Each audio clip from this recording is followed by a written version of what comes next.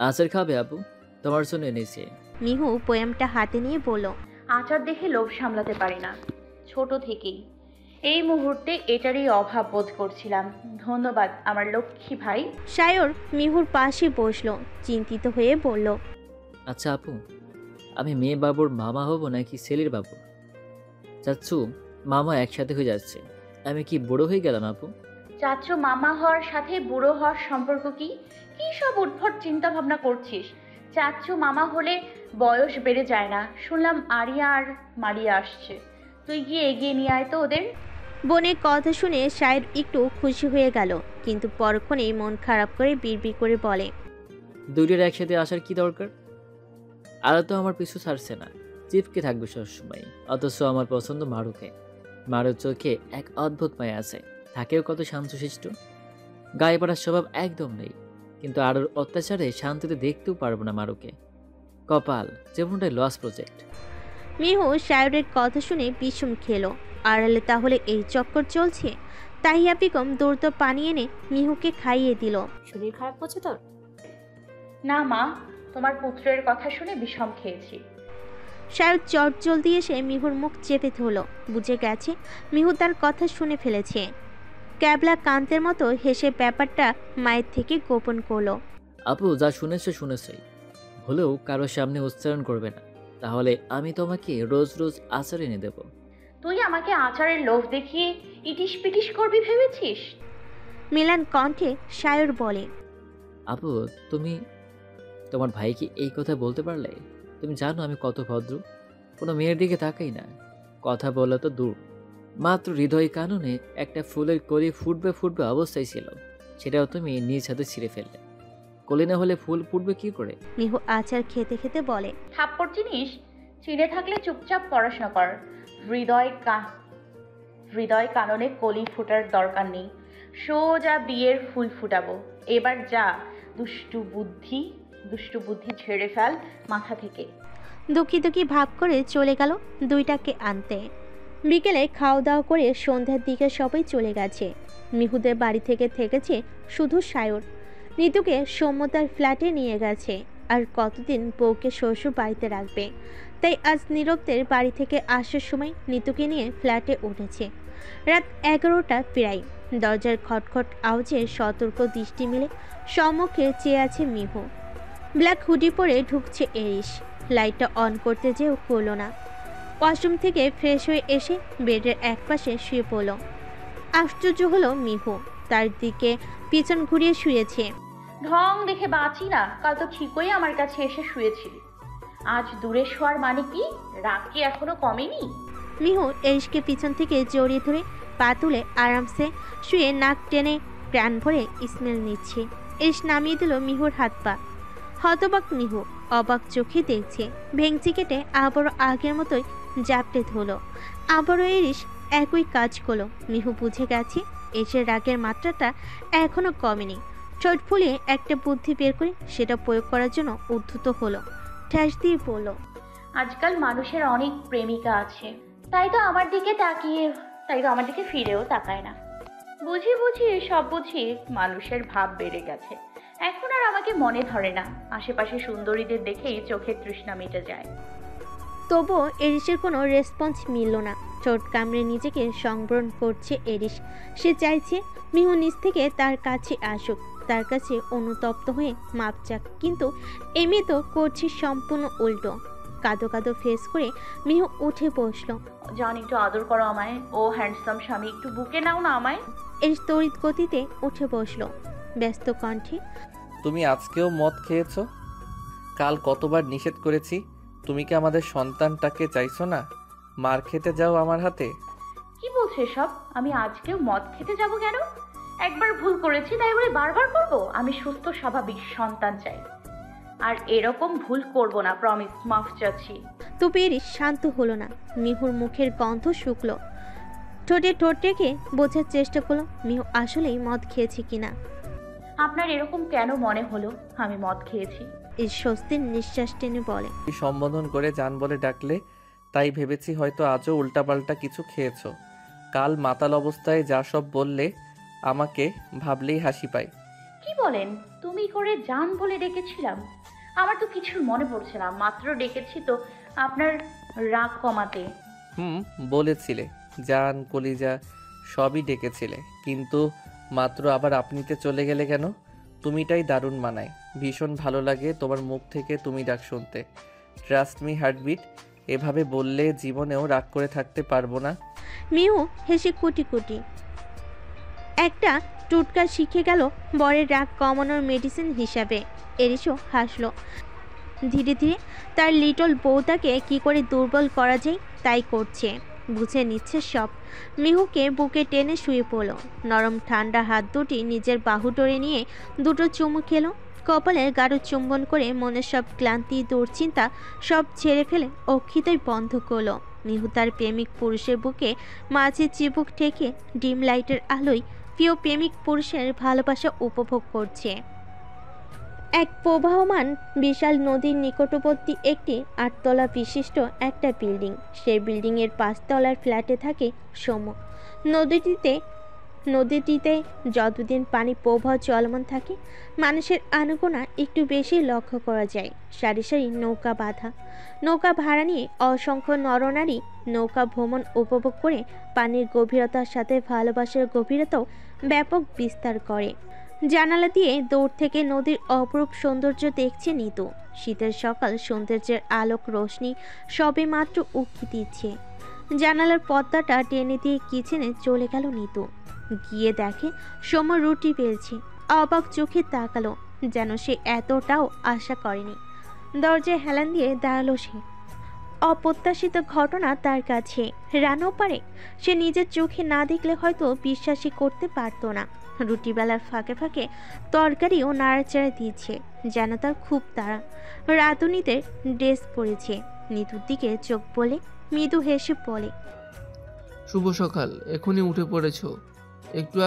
আর একটু ঘুমাতে? নিতু ওনার আঙ্গুল প্যাঁচাতে প্যাঁচাতে অবাক করা গলায় বলে, আপনি রান্নাও করতে পারেন? অফকোর্স, জীবনের তাগিদে ছোটবেলায় শিখে গিয়েছিলাম, তাই একলা জীবনযাপনে তেমন একটা অসুবিধা হয় না। কথাটা সহজ করে বলো, এর ভিতরে লুকিয়ে আছে সীমাহীন কষ্ট। পুরনো অতীত যেখানে কষ্ট বই সুখ নেই, আছে ধোঁয়াশা ঘেরা করুণ কাহিনী। দুঃখে কাতর এক শিশুর বেড়ে ওঠার গল্প। নিতু সে প্রসঙ্গ পাল্টাতে চাইল, কথায় কথা পারে। কোনো কথাই এই মুহূর্তে আঘাত পাক সেটা সে চায় না। ওষ্ঠ প্রসারিত করে হেসে বলল, যাক, ভালোই হয়েছে। আমার আর কষ্ট করে রান্না শিখতে হবে না, আপনি তো আছেনই। তাছাড়া আমার কাছে আমার জন্য যখন রকম অখাদ্য লাগে। Are you impressed? নিতু ভাবুক ভঙ্গিমায় পড়ল। সামহাট। সৌম্য হাসল। ভিজে চুলগুলো কপালে লেপটে স্নিগ্ধ রূপ দিয়েছে। সদ্য ওঠা দাড়িগুলো শ্যামবর্ণের যুবকের মুখে দারুণ লাগছে। নিতু বেলকুনি থেকে একটা টাওয়াল নিয়ে এলো। লাজুক হেসে পায়ের আঙ্গুলের উপর ভরতে উঁচু হয়ে চুলগুলো মুছে দিতে লাগলো। এতটুকুই যেন যথেষ্ট ছিল সৌম্যকে বিশাল আনন্দে উৎসাহিত করার। ভালোবাসাহীন জীবনে নতুন করে সুখের উদয় হচ্ছে। তৃপ্তির হাসি হাসল। অমনি রুটি পড়ে যাওয়ার গন্ধ পেয়ে হুঁশ ফিল সৌম্যের। দ্রুত গ্যাস অফ করে দিল। নিতু তরকারি নাড়চাড় করতে লাগলো, যেন নিচে লেগে না যায়। তরকারি বেশ মন কাড়া সুবাস নিশ্চিত হচ্ছে। মাংসের দারুণ ঘ্রাণ বেরিয়েছে, মনে হচ্ছে কিরকম মজা হবে। সৌম্য শুধু মাথা নাড়িয়ে রুটি ভাজতে লাগলো। খাবারের প্লেট নিয়ে ঘরে ঢুকছে এরিস। সাইড টেবিলে খাবারটা রেখে মিহুকে ডাক দিল ওঠার জন্য। অনু, উঠো এবার, খেয়ে তারপর ঘুমাও, মেডিসিন খেতে হবে। আড়মোড়া ভেঙে মিহু বলে, ভোরে উঠেছিলাম, ঠান্ডা পড়েছে প্রচুর, এখন খাবো না, রেখে দাও। আবারও ব্ল্যাঙ্কেটের নিচে লুকিয়ে পড়ল। এই আর কি করবে? অফিসে যাওয়ার জন্য রেডি হতে যাচ্ছিল, কিন্তু এখন তাকে বইয়ের কেয়ার করতে হবে। সন্তান সম্ভবা স্ত্রী তার। ব্ল্যাঙ্কেট টেনে সরিয়ে উঠে বসালো। এলোমেলো চুলে ঠোঁট ফুলিয়ে রেখেছে। ব্ল্যাঙ্কেট দিয়ে শরীর মুড়িয়ে বসলো। এরিস খাইয়ে দিচ্ছে, এটাই তো চাইছিল মিহু। স্বামীর হাতে খাবার স্বাদ একটু বেশি ভালো লাগে। দুষ্টু এসে খেয়ে নিচ্ছে। ঠান্ডা তো একটা ওছিলা মাত্র। খাওয়া শেষে মেডিসিন খাইয়ে রেডি হয়ে গেল। চুলায় ব্যাগ ব্রাশ করতে করতে মিহুর দিকে চোখ ঘোরালো। মুখ গোমরা করে ঠোঁট ফুলেই বসে আছে। এরিস ঘাড় কাত করে তাকানোতে জড়িয়ে ধরার জন্য দুহাত মেলে দিল। অমায়িক হাসলো এরিস, এগিয়ে গিয়ে জড়িয়ে ধরলো তার অর্ধাঙ্গিনীকে। শীতল ঠোঁট জোড়া ছোয়ালো কানের লতিতে। মিহু দুহাত চাপটে ধরে পোষালি তীব্র মাতাল করার ঘ্রাণটা জোরে জোরে নিঃশ্বাস টেনে নিল। এরিস বুঝতে পেরে হাসলো, ঘাড়ে চুমু দিয়ে কর্ণকুহরের নিকটে শুধালো, ঘ্রাণটা খুব বেশি ভালো লাগে। বুঝলেন কি করে? যেভাবে শ্বাস টেনে ঘ্রাণ নিচ্ছ বুঝবো না? খুব ভালো লাগে মাতাল করা ঘ্রাণ। মাথা তুলে তাকালো মিহু, চুল টেনে এরিসের কপালের কাছে এনে অধর যুগল ছোয়ালো। তারপর বিদায় নিয়ে এরিস চলে গেল। যেতে যেতে পিপি করে আওড়ালো, হার্টবিট আর এক মুহূর্ত থাকলে আজ আর অফিসে যাওয়া হবে না। অন্য কিছু করে ফেলতে পারি, তবে আমার এখন কন্ট্রোলে থাকতে হবে। কেন যে এমন করে কাছে টানো আমায়? খাওয়া শেষে সৌম্য রেডি হচ্ছে অফিসে যাবে বলে। নিতু মলিন মুখে দাঁড়ালো সৌম্যের পাশে, আদুরে কণ্ঠে আবদার করলো, চলুন না আজ নৌকায় ঘুরে আসি। ভাইয়াটাকে বলে দেন আজ যেতে পারবেন না প্লিজ একটু। সরু দৃষ্টিতে তাকালো নিতুর পানে। ফার্স্ট টাইম আবদার ফেলবে কি করে, বরং ভালোই লাগলো সৌম্যের কাছে। একদিন দুজনে মিলে নৌকায় চড়বে বড় ইচ্ছে ছিল তার। আজ বোধহয় সে ইচ্ছেরা পূরণ হতে চলেছে। আচ্ছা রেডি হয়ে নাও, আমি স্যারের সাথে কথা বলছি। নিতু প্রচণ্ড খুশি। খুশিতে গদগদ হয়ে সৌম্যের গাল টেনে দৌড়ে চলে গেল। সৌম্য গালে হাত দিয়ে মুচকি হাসলো। ছোট মানুষকে বিয়ে করলে যা হয় আর কি। নদীর তীরে এসে নৌকা ভাড়া করলো। থ্রি পিস পরে এসেছে নিতু। সৌম্য ধূসর রঙা শার্ট আর কালো ড্যানিয়েল পরেছে। উঠে বসলো দুজনে। মাঝি বইটা হাতে চলছে পানির স্রোতের তালে তালে। নিতু এক হাতে সৌম্যের হাত শক্ত করে ধরে আছে, অন্য হাত পানি ছোঁয়ার জন্য বাড়িও বারবার ফিরে আসছে। ভয় করছে তার। ঠোঁট জোড়ায় হাসি যেন সরছেই না। অবশেষে সৌম্যের হাত শক্ত করে ধরে পানি ছিটালো। জোরে ধরে নখ ডেবে গেছে সৌম্যের হাতে। নিতু মুখের হাসিটুকু দেখে চোখ জোড়ালো তার। এই হাসিটার জন্য হাতের ক্ষতকে অগ্রাহ্য করে সবটা মেনে নিল। নির্নিমেষ চাহনি নিবদ্ধ রইল হাস্যোজ্জ্বল মিষ্টি মুখপানে। নৌকা ভ্রমণ শেষে দুজনে ফুচকা আর ঝালমুড়ি খেলো। ছোট্ট একটা মেলা বসেছে এখানে। নিতু চুড়ি দেখছে। সৌম্য জিজ্ঞেস করলো, পছন্দ হয়েছে? কি কি কালার নেবে? এই পিঙ্ক আর হোয়াইটগুলো পছন্দ হয়েছে। ওকে, আর কি কি নিবে? আর কিছুই না, শুধু চুড়ি হলেই চলবে? সৌম্য নিতুর পছন্দের চুড়ি সহ সে পছন্দ করে আরও 4 রকমের চুড়ি নিল। ঝুমকো নিল কয়েক জোড়া, সাথে আরও কিছু কসমেটিক। সবটাই সৌম্যের পছন্দে। নিতু আজ একের পর এক সারপ্রাইজ পাচ্ছে।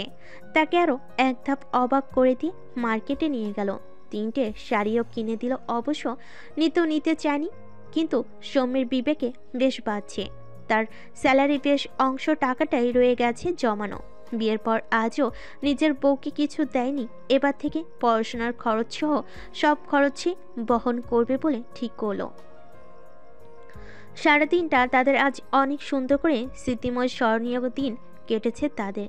বিকেল গড়িয়ে আসায় দুজনে দুষ্টু মিষ্টি খুনসুটি করতে করতে বাসে চলে গেল।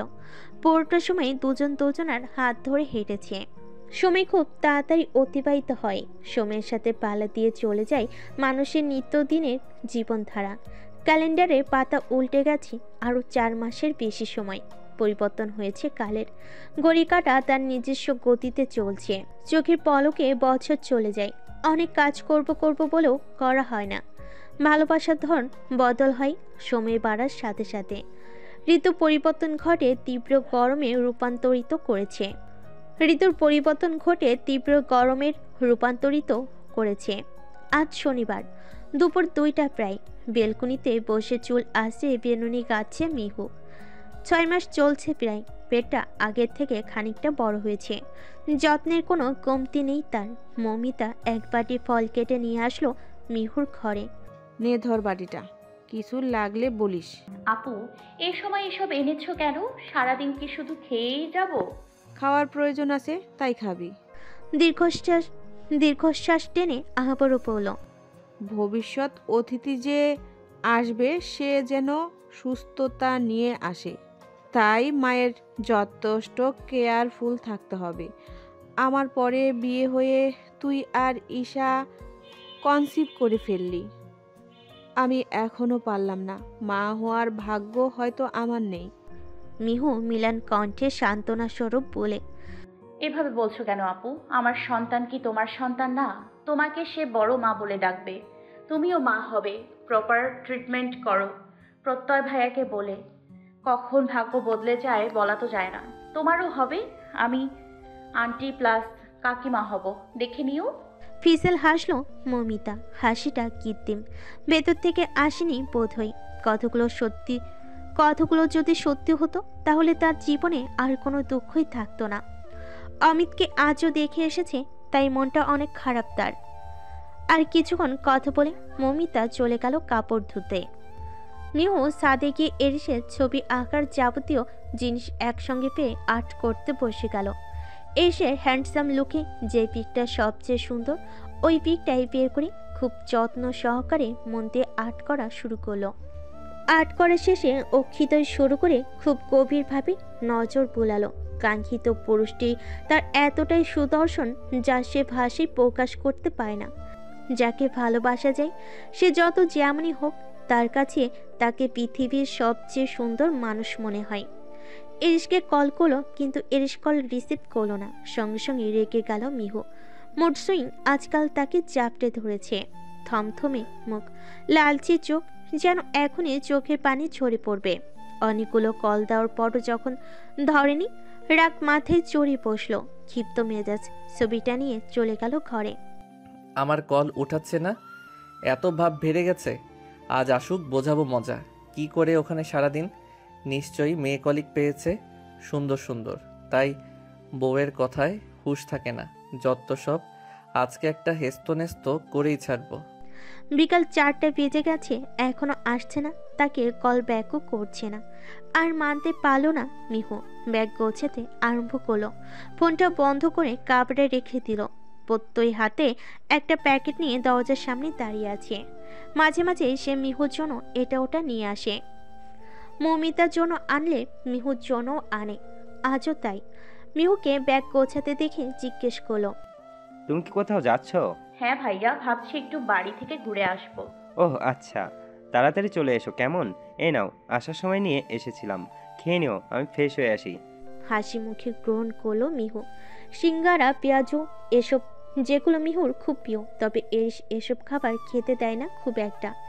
যা খাওয়াবে সব পুষ্টিকর। মিহু খেয়ে ঘাড় ঘোরাতেই দেখে এসে স্যুট খুলছে। ভেঙচি কাটলো মিহু। চুপিসারে এসে মিহুর গাল টেনে দিয়ে বিনয়ী স্বরে বলে, সরি জান, মিটিংয়ে ছিলাম তাই কল ধরতে পারিনি। আর এমন হবে না। এখনো অভিমানী দৃষ্টি মিহুর। এক ঝটকে হাত সরিয়ে উঠে গেল সে। অন্যদিকে ফিরে তাকিয়ে হাঁটছে।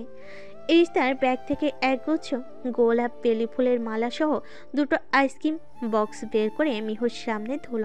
ব্যাস, রাগ ভাঙাতে আর কি চাই। আজকাল মিহুর হুটহাট মন খারাপ, আর যখন মোট সুইং হয় কি কারণে রাগ করেছি এরিস নিজেও ধরতে পারে না। তাই এই পদ্ধতি অবলম্বন করে। স্বস্তির নিঃশ্বাস ত্যাগ করলো। মিহু সবগুলো জিনিস হাতে নেবার পর বলে, আর যেন এমন না হয়। মিটিংয়ে ছিলে তো, নাকি আদৌ কোনো মিটিং ফিটিং ছিল না? পুরুষ মানুষকে বিশ্বাস নেই।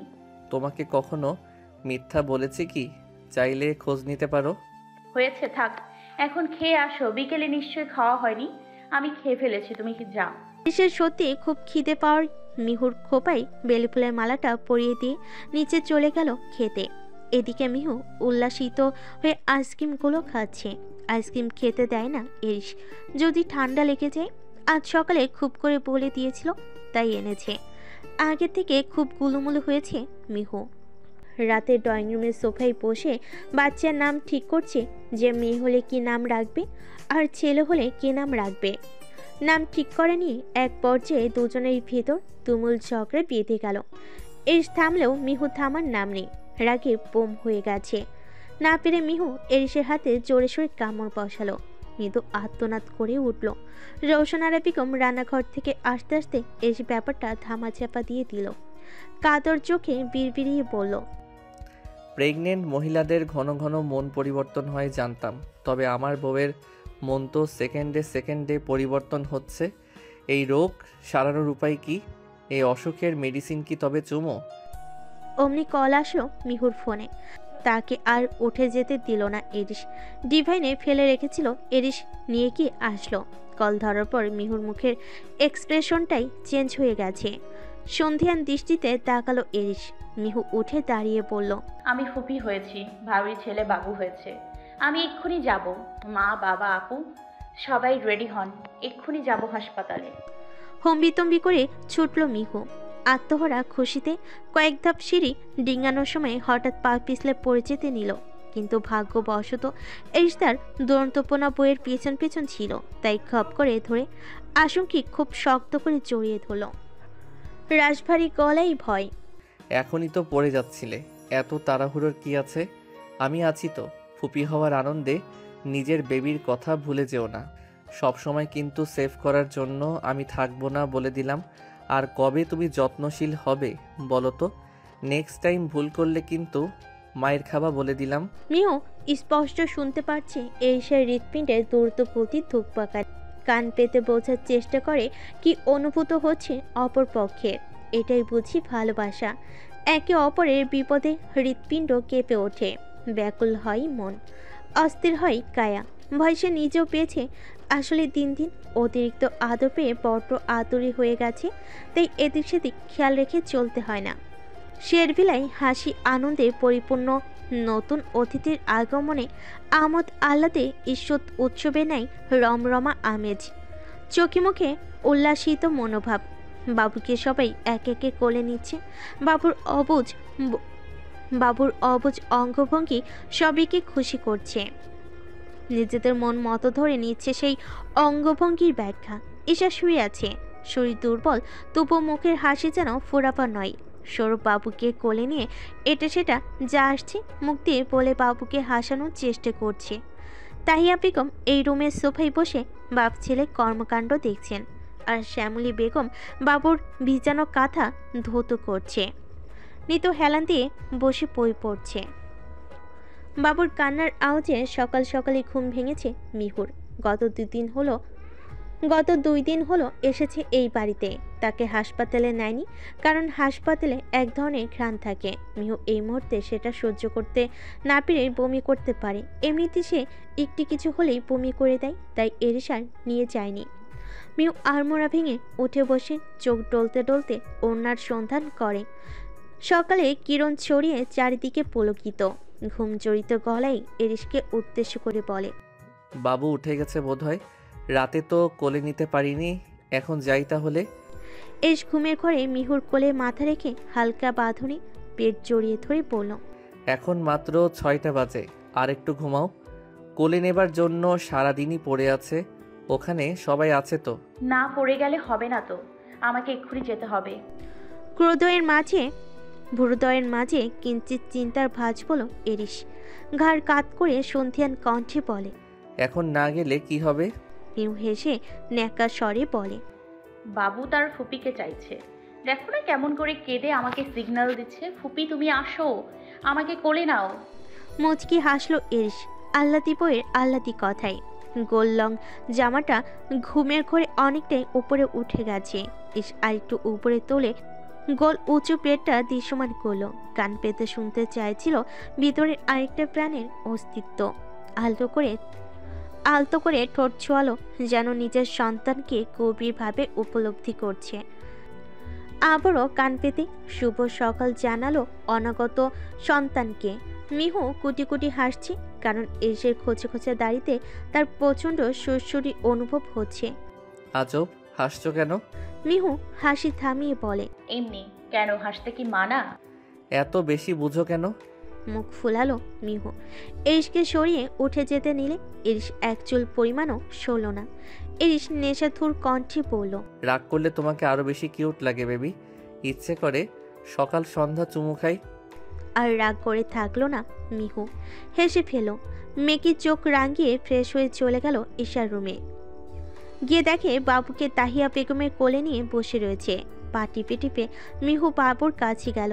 একটু নিচু হয়ে বাবুর গায়ে হাত বোলাতেই বাবু তার ছোট্ট আঁখিদ্বয় মেলে মিহুর মুখটা দেখছে। মিহু বাবুর আঙ্গুলে তার হাত ছুঁয়ে দিতেই বাবু ঠোঁট ভেঙে কেঁদে দিল। সঙ্গে সঙ্গে ব্যস্ত হয়ে উঠল সকলে বাবুর কান্না থামাতে। মিহু কোলে তুলে নিয়ে হাঁটাহাঁটি করছে করিডোরে। কিছুক্ষণ পর শান্ত হলো, প্রাণোজ্জ্বল হাসলো মিহু। ঈশা একগাল হেসে বলে, দেখেছো, এখনই ফুপিকে চিনে ফেলেছে। একটু বড় হলে ফুপিতের ভক্ত হয়ে যাবে, আমাকে চিনবেই না। সায়র শার্টের বোতাম লাগাতে লাগাতে আস্তে আস্তে বলে, হ্যাঁ আসছি কোথা থেকে, ছেলে হবে আমার ভক্ত, আমি ওর চাচ্ছ, সবসময় আমার সাথে থাকবে ও। ফুপিদের বিয়ে দিয়ে দিয়েছি না, ফুপিদের বিয়ে দিয়ে দিয়েছি না, তাহলে ওদের নেওয়াটা হবে কেন? আজব। হ্যাঁ, বাড়িতে তোর মতো আরেকটা বাদর তৈরি করতে চাইছিস। তোর সাথে থাকলে ছেলের ভবিষ্যৎ ব্ল্যাক হবে, আমি স্পষ্ট দেখতে পাচ্ছি। যা পড়তে বস, কাল পরীক্ষা যে, সে কথা মাথায় নেই। কপাল কুঁচকালো সায়র, ললাটে চিন্তার ভাঁজ। আবদার মিশ্রিত নিচু স্বরে বলল, বাড়িতে এত আনন্দ উল্লাসের ভেতর কি পড়া যায় বলো? সবে আনন্দ করবে, আমি একা পড়বো, বিষয়টা কেমন কেমন দেখায় না আপু? পরীক্ষাটা না দিলে হয় না? তুমি একটু আব্বুকে বলে ম্যানেজ করে দাও না প্লিজ আপু। মিহু সরু তীক্ষ্ণ দৃষ্টিতে সায়রের মুখশ্রী একবার পরখ করলো। অবিশ্বাস্য চাহনি পরীক্ষা বাতিল করার জন্য তাকে রিকোয়েস্ট করছে। সায়রের আবদারে কি কাজ হবে? হবে না বোধহয়। মিহু বাঁকা হেসে বাবুকে নিতুর কোলে দিয়ে বকা দিতে দিতে সায়রকে পড়তে বসালো। মিহুর চেঁচামেচিতে মোটামুটি সবাই হালকা করে ধুয়ে দিল সায়রকে। রাগে দু চোখ লাল হয়ে গেছে, সুন্দর গোলুমুলো মুখেও রক্তিম বর্ণ ছড়িয়ে পড়েছে।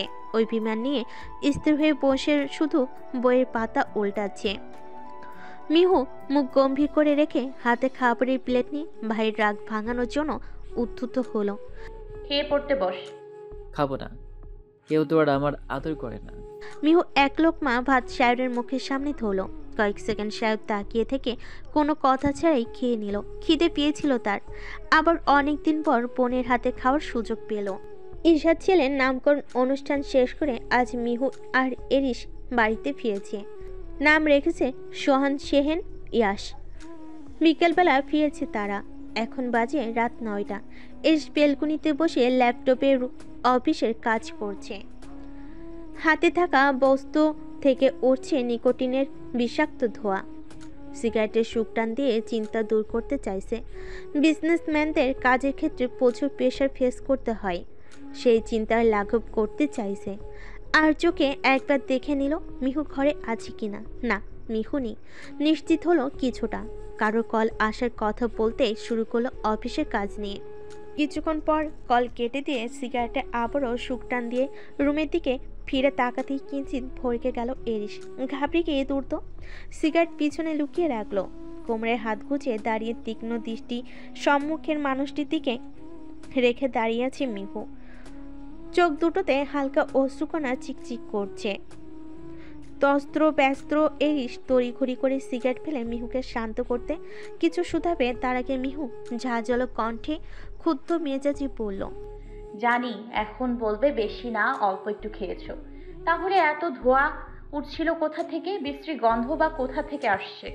এখানে তো কোনো ইটের ভাটা দেখতে পাচ্ছি না। কি বলবে এরিস? সিগারেট তো একটা দুটো খায়নি, পুরো 4টে খেয়েছে। তবুও হেসে উড়িয়ে দিতে চাইছিল, কিন্তু মিহুকে দমাতে পারল না, স্বীকার করতেই হয়েছে। অতঃপর মিহু তার অভিমানের বোঝা ভারী করে কাপড় চোপড় ভাঁজ করে আলমারিতে তুলতে শুরু করলো। পিছনে ঘুরঘুর করছে এরিস, কিন্তু একটু পাত্তা দিচ্ছে না মিহু। বেচা কাজ করবে নাকি বইয়ের রাগ ভাঙ্গাবে কিছুই বুঝতে পারছে না। সাহস সঞ্চয় করে কণ্ঠ খাদে নামিয়ে বুঝবার চেষ্টা করলো। জান কলিজা আমার, এভাবে রাগ করে থেকো না, প্রমিস করছি আর খাবো না। এই যে কান ধরছি। মিহু ঝাড়ুটা নিয়ে ঘর ঝাড়ু দিতে আরম্ভ করলো। এমন ভাব করলো যেন এরিসের কথা সে একটু শুনতে পায়নি, বা এক কানে শুনে আরেক কানে বের করে দিয়েছে। মাথা থেকে পা অবধি রাগে রিরি করছে। কেমন এক অদ্ভুত ফিলিংস। আসলে কি প্রেগনেন্ট অবস্থায় এতটা মুডসিং হয়, নাকি মিহুকে অন্য রোগে ভর করেছে?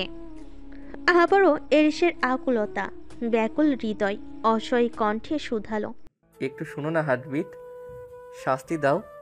তবু মুখ গোমরা করে থেকো না, প্লিজ প্লিজ। অপরপক্ষে বিরক্তির চাহনি, কথার তিক্ততার ছড়াছড়ি। কে আপনি? কে আপনার জান কলিজা? কানের কাছে হাঁসের বাচ্চার মতো প্যাক প্যাক করবেন না তো। সরুন, আমার কাজ আছে। মলিন দৃষ্টিতে নির্নিমেষ তাকিয়ে রইল কাঠিন্য রূপধারী তার কোমল প্রিয়তমার দিকে। ব্যাগ ব্রাশ করা সিল্কি চুল, শুষ্ক ঠোঁট পরনে ট্রাউজার আর ওভারসাইজ টি শার্ট, দাড়িগুলোতে একবার হাত বুলালো। এবারের মতো কি মাফ করা যায় না হার্টবিট? আপনি আজ্ঞে করো না, তাহলে নিজেকে পরপুরুষ মনে হয়। তো আমি কিছু বলার আর সুযোগ পেল না। মুখ চেপে ধরল এরিস। পকেট থেকে চকলেট বের করে মুখের সামনে ধরল মিহুর। নিকটস্থ পুরুষের প্রেমময় বাঁধনকে অগ্রাহ্য করে অভিমানকে প্রাধান্য দিয়ে মুক্তি পাওয়ার জন্য ছটফটানি শুরু হয়ে গেছে মিহুর। ইচ্ছে করেই করছে এমন। কাঠিন্য শাসন করার সত্তাটা জাগ্রত হয়েছে আজ বেশ তেজ নিয়েই। এর চকলেটের কিছু অংশ নিজে খেয়ে নিল। সেই চকলেটের উচ্ছিষ্ট লাগানো ঠোঁট মিহুর দিকে একটু একটু করে এগিয়ে নিচ্ছে, কিন্তু মিহু পরবর্তী মুহূর্তের পূর্বাভাস পেয়ে মুখ সরিয়ে ভেঙচি কেটে সাইড টেবিলে রাখা দুধের গ্লাসের উপর থেকে আচ্ছাদনটা সরিয়ে পান করে নিল। পেছন ফিরে তাকাতেই চমকে উঠল মিহু। অনাকাঙ্ক্ষিত মুহূর্তে যা কখনো হয়নি, ঘটেনি তার সাথে। অবিশ্বাস্য চাহনি, নিভৃত ফুলরে হাঁটুগড়ে বসে থাকা হাতে আংটি তাক করা পুরুষের দিকে। ধূসর রঙা চোখ যেন হাসছে, কিছু বলতে চাইছে, দিতে চাইছে কিছু সুখময় মুহূর্ত। প্রাণবন্ত হাসি চোখে, নমনীয় কোমল ঠোঁট। খাবো না আমি, সামনে থেকে সরান। আপনার যা ইচ্ছা তাই করুন। বাধা দিয়েছে কে? ওকে ফাইন, খেতে হবে না। Can I kiss you now? Trust me. আর কখনো না বলে সিগারেট খাবো না, প্রমিস। এখন শুধু আমায় একটু মিশিয়ে নাও তোমার মাঝে, একটু মানসিক প্রশান্তি দাও, এর চেয়ে বেশি কিছু চাই না। লাল গোলাপ অপর হস্তে। মিহু অবিশ্বাস্য নির্বিকার অবাক চোখে তাকিয়ে কাঁপা কাঁপা হাতটি বাড়িয়ে দিল। আংটিটির ডিজাইনটা মারাত্মক সুন্দর, পরিয়ে দিল এরিস। সাথে আবারও ঠোঁট ছোঁয়ালো হাতে। এরপর উঠে দাঁড়ালো এরিস, খুবই গুজে দিল লাল গোলাপ। মায়াবী মুখটা বাহুটোরে আবদ্ধ করে ঘোর লাগা চোখে দেখছে, মিথ্যা আঙ্গুলি দিয়ে স্লাইড করছে গালে। চোখের তৃষ্ণা যেন এ জীবনে মিটবে না তার। ললাটে অধর যুগল গভীরভাবে চুম্বন করলো। তারপর দুই কপালে ছোট্ট করে চুমু খেয়ে এক প্রেমময় আলিঙ্গনে আবদ্ধ রইল দুজন। জড়িয়ে নিল নিগার অনুভবে। নিবিড় হয়ে দুজন দুজনের হৃৎপিণ্ডের গতি শুনে কাটিয়ে দিল দুফোঁটা অশ্রু গড়িয়ে পড়ল গাল পেয়ে। এ যেন সুখের কান্না। একটু পর বাঁধন হালকা হলো, চোখ মুছে স্বাভাবিক হওয়ার চেষ্টা করলো। মিহু কোনই দিয়ে হালকা খুঁচা মেরে বলে, ঢং। কিস করতে গিফটের প্রয়োজন হয়, আবার অনুমতিরও প্রয়োজন তোমার। কখনো নিয়েছিলে? বিছানায় মিহুকে শুয়ে দিতে দিতে এরিস বলল, কখনো কখনো নিতে হয় হার্টবিট, এতে সম্পর্কের দৃঢ়তা বৃদ্ধি পায়। তুমি এসব বুঝবে না, বড় হলে সব বুঝবে। আচ্ছা, আংটিটা পছন্দ হয়েছে তো? পছন্দ হবে না আবার? তোমার পছন্দ আমার থেকে অনেক অনেক ভালো। তাই তো, তোমার মতো মিষ্টি একটা মেয়েকে পছন্দ করেছিলাম। হঠাৎ এমন কথায় লজ্জা পেল মিহু।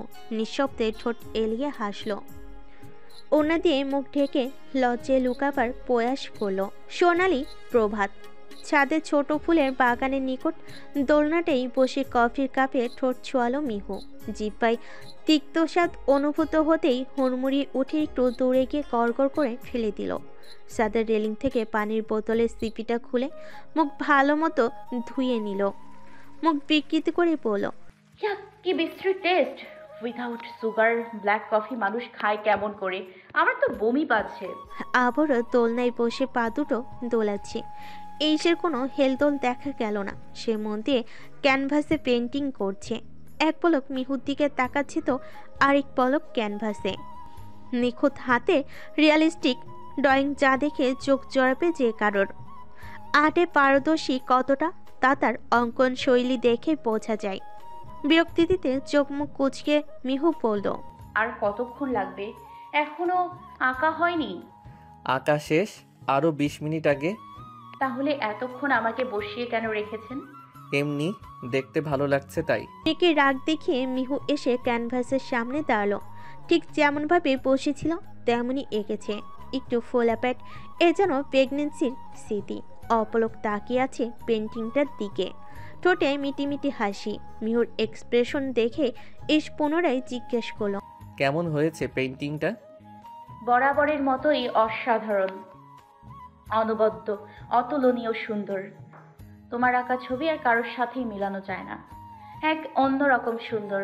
আমার প্রেগন্যান্সির পেইন্টিং এটা নিয়ে 3টে হলো।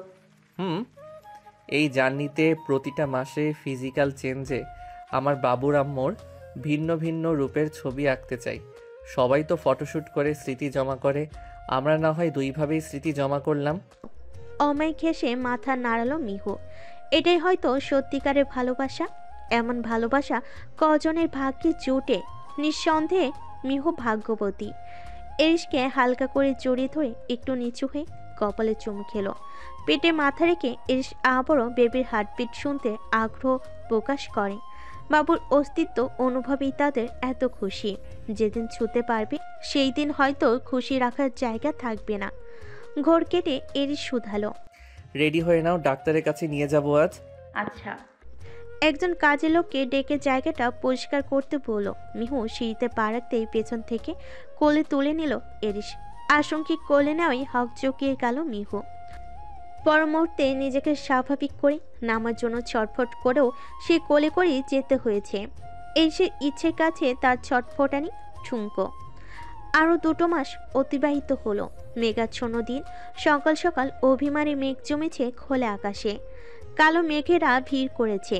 ওই ঘন কালো মেঘে ঢাকা আকাশের মতোই মিহুর মনেও মেঘ জমেছে। জানালার নিকট মন খারাপ করে হাতের উপর থুতনিটা ভর করে বসে বাহিরের সবুজ প্রকৃতিতে অক্ষিপট স্থির করে আছে। দীর্ঘ নিঃশ্বাস বেরিয়ে আসলো অজান্তেই। সকালে নিতুর সাথে কথা বলেছিল।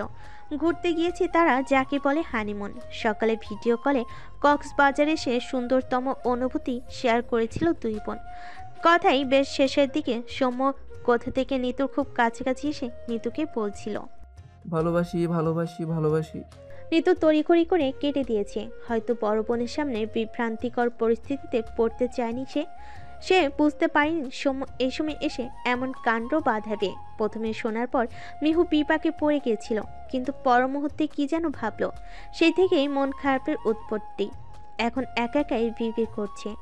বিয়ের এতদিন পার হয়ে গেল, ও তো আমায় আজও ভালোবাসি বলেনি, কখনোই বলেনি। যদিও বলে থাকে আমার তো মনে পড়ছে না। হাতে গোনা কয়েকবার হয়তো বলেছে, নয়তো বলেইনি। কাল রাতেও আংটি পরানোর সময় ক্যান আই কিস ইউ নাও বলেছিল, তবু ভালোবাসি বলেনি। এমনকি রোজ অফিস যাওয়ার সময়ও বলে না। মানুষের হাজবেন্ড ভালোবাসি বলতে বলতে মুখে ফেনা তুলে ফেলে, আর আমার হাজবেন্ড হিসেব করে বলে। আকারে ইঙ্গিতে অন্য ভাষায় ভালোবাসা বোঝালেও মুখে তো কখনো বলে না আমাকে। এ কেমন কপাল আমার। কোনো মেয়ে কি আদৌ মেনে নেবে? তাহলে কি উনি আমাকে ভালোবাসেন না? ঠোঁট কামড়ে কান্নার সংবরণ করছে। অশ্রুরা টলমলো করছে চোখের কোণে। আসলেই তো এস তাকে সরাসরি ভালোবাসি বলেনি। কারো স্বামী যদি তাকে কখনো সরাসরি ভালোবাসি না বলে, তাকে সে মেনে নিবে? ভালোবাসি শব্দটা শ্রবণে আলাদা একটা ব্যাপার আছে, যা শত রাগ অভিমান ভেঙে গুড়িয়ে দিতে সক্ষম। হৃদয়ে প্রশান্তিদায়ক অনুরক্তি ছড়ায়। চোখ দুটো টিস্যু দিয়ে মুছে নিল। দাঁতে দাঁত পিষছে রাগে। ভালোবাসি বললে না তো, তাহলে আমিও তোমার ধারে কাছেও ঘেসবো না। থাকো তুমি নিজের মতো। অনেকক্ষণ যাবৎ মিহুকে দেখতে না পেয়ে অস্থির হয়ে গেল এরিশ। রুমে নেই সকাল থেকে। চিন্তার ভাঁজ পড়ল ভুরুদয়ের মাঝে। চঞ্চল পা দুটো ছুটল প্রিয়তমার খুঁজে। এদিক সেদিক খুঁজতে ক্লান্ত হলো চরণদয়, কিন্তু দেখা পেল না কাঙ্ক্ষিত রমণীর। তার মেজাজ বিগড়ে গেল। জোরে তীক্ষ্ণ স্বরে হাঁক ছাড়ল, অনু, এই অনু, কোথায় তুমি? অনু, কি করছো তুমি? রুমে আসো। সাত সকালে চেঁচাচ্ছিস কেন? কিসের জন্য ডাকছিস ওকে? কিছু লাগবে তোর? বউ লাগবে। বলতে গিয়েও থেমে গেল এরিশ। মাকে এমন কথা বলে বিপাকে পড়তে পারে দুজনই। কিনা কি ভেবে বসে। আপাতত সত্য কথাটা চেপে গেল। দমিয়ে রাখলো নিজের ভেতর বেহেয়া সত্তাটাকে। তাই মিলান হেসে কণ্ঠ খাতে নামিয়ে বলল, হ্যাঁ, অফিসের কিছু কাগজপত্র খুঁজে পাচ্ছি না, একটু ডেকে দেবে? রওশনারা বেগম শাড়ির আঁচল দ্বারা কপালে লেপটে থাকা বিন্দু বিন্দু ঘাম মুছে নিল। চোখ রাঙিয়ে বলল, কোথায় আর থাকবে, ঘরেই আছে হয়তো কোথাও। একটু খুঁজে দেখ না রে বাপ। এই সময়ে মেয়েটাকে ছোটখাটো বিষয়ে প্রেশার দিস না তো। মিহু আমাদের ঘরে তোর বাবার সাথে লুডো খেলছে, দাঁড়া আমি খুঁজে দিচ্ছি। রওশনারা বেগম উপরে আসার জন্য পা বাড়াতেই এস চট করে বলে ফেল। না, আসতে হবে না, আমি খুঁজে নেব। মুখ ভারী করে ঘরে চলে গেল। অফিস থেকে একের পর এক কল আসছে, দেরি হয়ে যাচ্ছে, তাই আর তাল বাহানা না করে মন খারাপ করে বের হলো নিত্যদিনের গন্তব্যে। মৌমিতা ড্রয়িং রুমে বসে ছোট ছোট কাঁথা সেলাই করছে আর মুচকি মুচকি হাসছে মা ছেলের কথা শুনে। এসব মুহূর্তের সাথে সে পরিচিত। কিয়ৎক্ষণ পর রওশনারা বেগম হাঁক ছাড়লেন, বড় বৌমা, প্রত্যয়কে খাবার দাও, দেরি হয়ে যাবে নয়তো। হ্যাঁ মা, দিচ্ছি। প্রত্যয় খাবার টেবিলে এসে বসলো। মৌমিতা প্লেটে খাবার দিয়ে এক পাশে দাঁড়ালো। দাঁড়িয়ে আছো কেন, চেয়ারে বসো।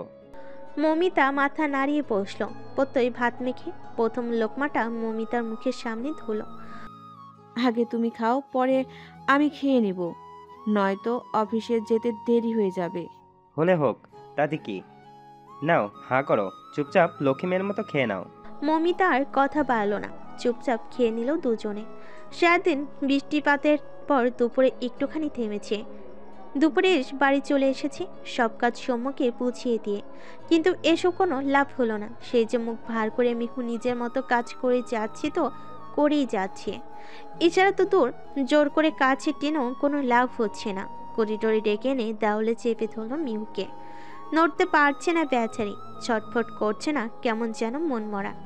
এস আলতো করে গালের সাথে গাল ছোয়ালো, ফিস ফিস করে বলল, কি হয়েছে হার্টবিট? হঠাৎ এমন বিষণ্ণ লাগছে কেন তোমাকে? আমার উপর কোনো কারণে রেগে আছো? শরীর খারাপ লাগছে? মিহুর ছোট্ট জবাব, তবে বেশ গম্ভীর। জানি না, একটু একা থাকতে চাই।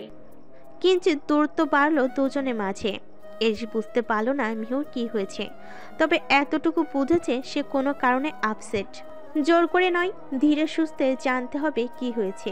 ছেড়ে দিল এস, কিছু একটা ভেবে চলে গেল নিজ কক্ষে। পিছনে তাকালে দেখতে পারতো একজোড়া অশ্রুসিক্ত চোখ। মৌমিতার কোলে মাথা রেখে শুয়ে আছে মিহু, আদরে আবদার মিশ্রিত বুলি। আপু, মাথায় একটু হাত বুলিয়ে দাও না। ছোট ছোট কাঁথা সেলাই করছিল মৌমিতা। নতুন অতিথির জন্য নিজ হাতে কাঁথা তৈরি করছে। দাঁড়ার একটু। আর কত কাঁথা বানাবো?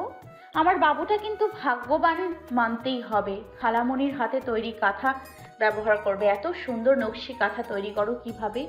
মিহুর কথা শুনে মুচকি হেসে অর্ধেক সেলাইকৃত কাঁথাটা টেবিলের উপর রাখলো।